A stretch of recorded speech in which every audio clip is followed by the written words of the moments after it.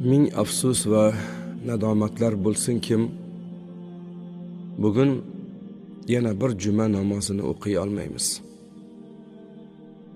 Agar biroz oldin juma namozi bu Allohning ne'matidir degan gapni eshitsak, hech ishonmagan yoki e'tibor qilmagan bo'lar edik. Afsus. Juma namozi ham ne'mat ekanligini bugun anglab turibmiz. Afsus, ne'matni bor paytida hech qadriga yeta olmadik. O'sha Dorilomon kunlarda qancha beodobliklar qildik-a. Imom domla gapiradimi? Bizni osoyishtaligimizga sababchi bo'lib turgan posbonlar aytadimi? Nazarga ilmay, farqi yo'q, mashinalarimizni ko'chani o'rtasiga ko'ndalang qo'yib kirib ketaverdik masjidga. Asosiysi menga qulay bo'lsa bo'ldi. Boshqa bilan ishim nima? Namozga hech shoshmadik.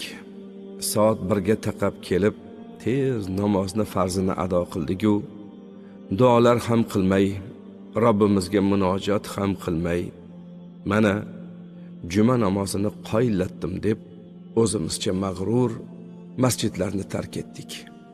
Ishimiz zarur bo'lsa-ya mayli. Alloh ko'rib turibdi. Ammo mayli.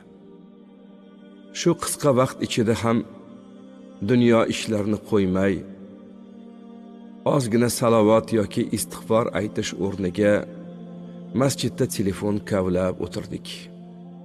Yonimizda sherigimiz bo'lsa, dunyo ishlaridan bemalol gaplashib o'tiraverdik. Ma'ruzalarga bepisand bo'ldik.